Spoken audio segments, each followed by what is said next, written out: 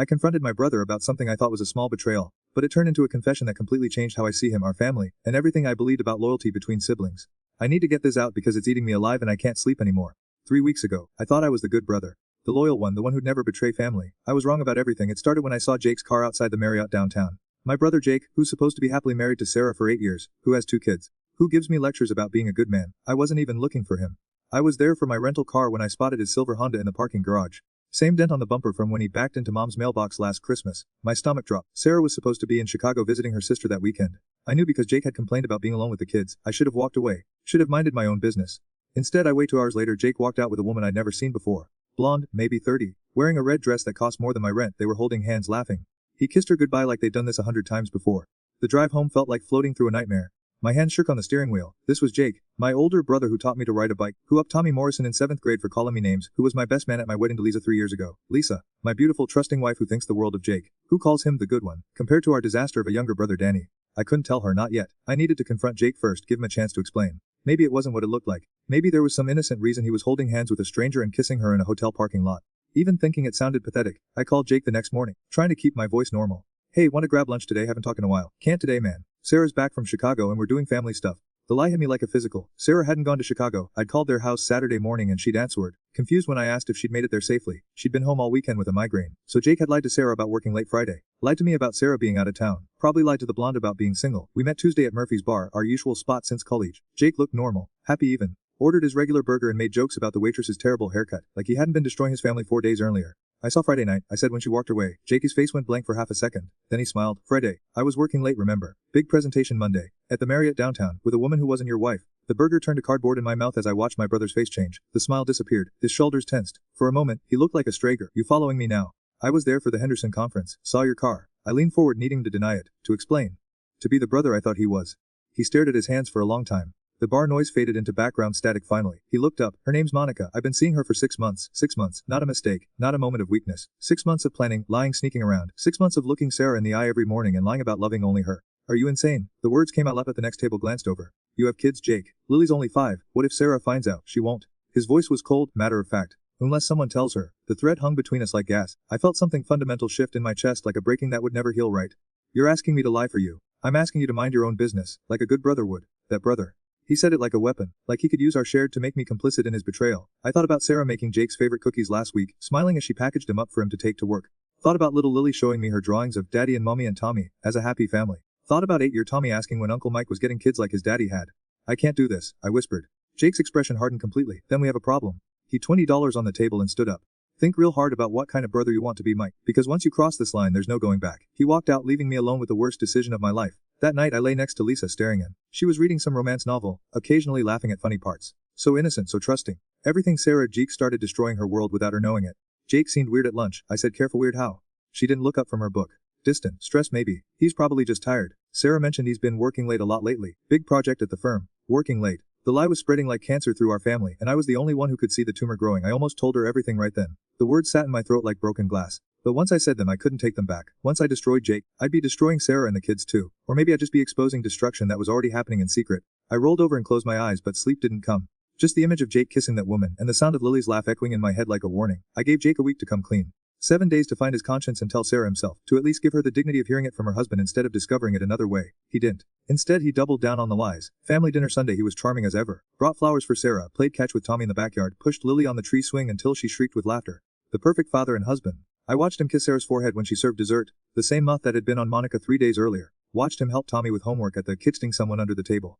Probably her. The acting was flawless. If I hadn't seen him at that hotel I'd never have suspected anything. That's what made it so sick. This wasn't some guilty man wrestling with a terrible mistake. This was someone who'd learned to compartmentalize betrayal like a skill. Uncle Mike, you okay? Lily tugged on my sleeve during dinner. You look sad. From across the table, Jake met my eyes, warning me. Daring me to speak. I forced a smile and tippled her until she giggled. But the 5-year-old saw what the adults missed. I was breaking apart inside, and it showed. Lisa noticed too. You've been quiet lately, she said on the drive home. Everything alright with work? Where's it, Jake? You guys seem tense today. I gripped the steering wheel tighter. We had a disagreement about something small. It'll love another lie. They were multiplying like bacteria, infecting everything I touched. I was becoming like Jake without even realizing it, choosing comfortable deception over painful truth. The breaking point came Wednesday night. Lisa was at book club, and I was home alone when my phone rang. Sarah. Sorry to bother you, but I can't reach Jake. His phone goes straight to voicemail. Mine went cold. Maybe the battery died. Maybe. He said he'd be working late again, but when I called his office, security said he left at 5. I'm probably being paranoid, but she trailed off, but I could hear the suspicion creeping into her voice. 8 years of marriage, her instinct was finally whispering that something was wrong. I'm sure he's fine, I heard myself say. Maybe he stopped for drinks with clients or something. Right, of course. But she didn't sound convinced. If you're from him, can you tell him to call me? Tommy has a fever and I wanted to ask if we should take him to urgent care. But after she hung up, I sat staring at my phone. Tommy was sick, and his father was probably in bed with his girlfriend so he wouldn't be interrupted. I called Jake, voicemail. Texted him, Sarah's looking for you.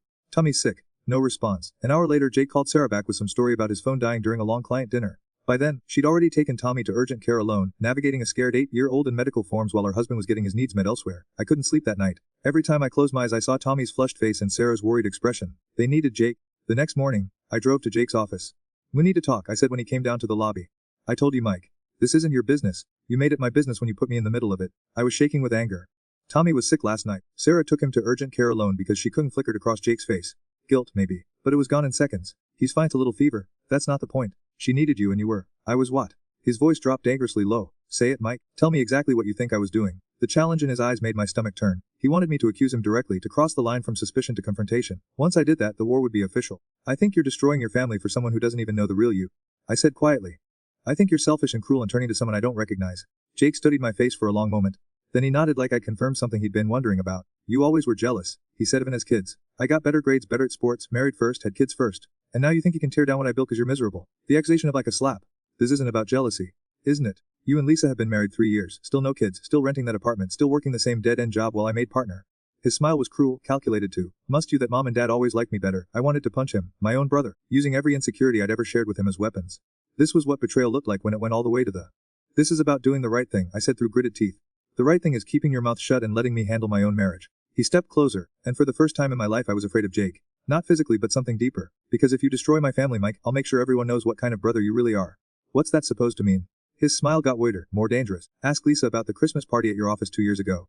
Ask her about the conversation she had with your boss about your drinking problem. Ask her how many nights she's cried herself to sleep wondering if she made a mistake marrying you. The world tilted sideways. Lisa had never mentioned any of this. Had never said a word about thinking I drank too much or about our marriage. You're my. She calls Sarah all the time Mike. Sisters, in law talk, share things their husbands don't know about. Jake's eyes glittered with malice. Imagine how she'll be when she finds out you've been keeping secrets from her. Spying on family members. Acting like some kind of moral authority when you can't even keep your own wife happy. I felt something inside my chest.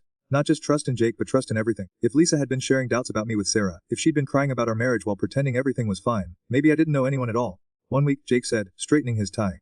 Keep your mouth shut for 1 week, and I'll end things with Monica. Go back to being the husband and father they deserve. But if you say one word to Sarah, I'll make sure your marriage ends before mine does. He walked away, leaving me standing in his office lobby like a fool, questioning everything I thought I knew about my life, my marriage, and my family. That night, I watched Lisa make dinner and wondered if she was thinking about leaving me, wondered if every smile was fake, every laugh forced, wondered if I'd been living a lie as elaborate as Sarah's. The paranoia was eating me alive just like Jake planned. I lasted 5 days before I cracked. Jake's threats had planted seeds of doubt that grew like weeds in my mind. Every conversation with Lisa felt loaded with hidden meaning. When she mentioned grabbing drinks with Sarah, I wondered what they really talked about. When she was quiet at dinner, I assumed she was thinking about leaving me. The worst part was that I couldn't ask her directly without revealing why Jake had brought it up. I was trapped in his web of lies, becoming paranoid and suspicious, turning into exactly the kind of husband a woman might want to leave. Saturday morning everything imploded. Lisa and I were having coffee when Sarah called, sobbing so hard I could hear her through the phone. Lisa, I need you to come over. Now, please. We drove to Jake's house in terrible silence. I knew what we'd find before we got there, and the knowing felt like drowning in slow motion. Sarah met us at the door, mascara streaked down her cheeks, holding a crumpled piece of paper. Behind her I could hear the kids watching cartoons, their innocent laughter a heartbreaking contrast to their mother's destroyed world. Someone sent me this. Sarah whispered, handing Liza the paper. It was a printout of photos. Jake and Monica at restaurants. Jake and Monica shopping together looking like a couple. Timestamp showed the photos spanned months, not the weeks since our confrontation. There's more, Sarah said, her voice hollow. Receipts, hotel bills, credit card statements I never saw, text messages someone forwarded from a fake number. Lisa looked at the photos then at me. The question in her eyes was clear. Did you know? I could answer. Couldn't lie to her face the way Jake had lied to Sarah. My silence was confession enough. How long have you known? The kids' laughter from the living room stopped. Everything went quiet except for Sarah's broken breathing. 2 weeks, I said, hating myself. I saw them at a hotel 2 weeks ago. The slap came so fast I did see it coming. Sarah's hand connected with my cheek like a gunshot, the sound echoing through the hallway. 2 weeks, Sarah's voice cracked with rage and betrayal. You knew for 2 weeks and said nothing. You sat at my dinner table last Sunday and watched him lie to me and you said no, Angie. I tried to get him to tell you himself. You tried? Lisa backed away from me like I was. You tried. Sarah's been living a lie for 2 weeks because you tried. Behind us, Tommy appeared in the doorway, confusion and fear on his 8-year-old face. Mummy, why are you yelling? Why is Uncle Mike here? Sarah looked at her son, then at me, and I saw the exact moment she understood the full scope of the betrayal. Not just Jake cheating but me knowing, me being complicit. Me helping to steal weeks of her life that she'd never get back. Get out, she said quietly. Get out of my house. Sarah, please. The scream was raw, primal. Tommy started crying. From the living room I heard Lily asking what was wrong. Lisa was already walking back to the car, her face a mask of disgust and disappointment. I followed her feeling like a criminal fleeing a crime scene. The drive home was the longest 20 minutes of my life. When we got to our apartment, Lisa went straight to our bedroom and started packing a suitcase. Lisa, wait, let me explain. Explain what? She didn't look at me, just kept folding clothes with mechanical precision. Explain how you watched Sarah make dinner for the man who's been cheating on her. Explain how you let her worry about their marriage while you knew it was already over. Explain how you became protect the family. You were protecting Jake. She spun around, and I'd never seen her look at me with such contempt. You chose your cheating brother over his innocent wife and children. You chose him over me. That's not true, isn't it? When Jake to tell me about conversations I supposedly had with Sarah, did you believe him? Did you spend the last week wondering if I was going to leave you? The accuracy of her punch to the gut, she saw it on my face and laughed bitterly. I never said any of those things to Sarah or Mike. Jake was manipulating you, and you fell for it because deep down you don't trust me any more than you trust yourself. She zipped the suitcase closed with finality. Where are you going, my sisters? Until I figure out if I can ever look at you the same way again. She paused at the door. Sarah's kids are going to remember this day for the rest of their lives. They're going to remember that Uncle Mike knew their daddy was their mommy and did nothing. That's your legacy now. After she left, I sat in our empty apartment and tried to understand how everything had gone so wrong so fast. I thought I was being careful, protecting people, finding the right way through an impossible situation. Instead, I'd become everything I hated about Jake. A liar, a coward, someone who chose his own comfort over doing what was right. My phone buzzed. A text from an unknown number. You should have minded your own business. Even now, even with his marriage destroyed and his children's world shattered, he was still playing games. Still making this about winning and losing instead of the damage we'd both caused. The worst part was the silence. No calls from family. Word had spread through our circle with the speed of scandal, and apparently I was persona non grata. The brother who knew and said nothing. The coward who enabled betrayal. 3 days later I drove past Jake's house. There was a moving truck in the driveway. Sarah was loading boxes, her sister helping while the kids sat on the front steps looking lost and confused. I wanted to stop, to apologize, to somehow make it right. But there was no making this right. The trust was broken, the family was scattered, and I was as much to blame as Jake. My phone rang as I self-destroy get packed into boxes. Lisa. I've been thinking, she said without preamble. About us, about trust, about what kind of man I married. I held my breath. I can't do this anymore, Mike. I can't be with someone who thinks loyalty to a cheating brother is more important than protecting innocent people. I can't trust you to do the right thing when it matters most. Please. I'm filing for divorce. I'm sorry, but I am. You had a choice between right and wrong, and you chose wrong. That's not something I can forgive or forget. The line went dead. I sat in my car outside the ruins of Jake's family watching Sarah load the last of their life into boxes while their children to understand why their world was ending.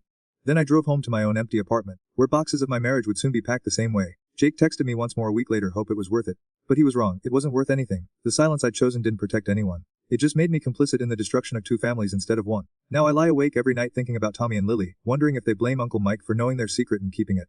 Wondering if they'll ever trust another who claims to care about them. I became the kind of person who watches someone they love get and does nothing to stop it. The kind of person who chooses comfort over courage, silence over truth. And the thing about becoming that kind of person is this: once everyone knows what you're capable of, they never look at you the same way again.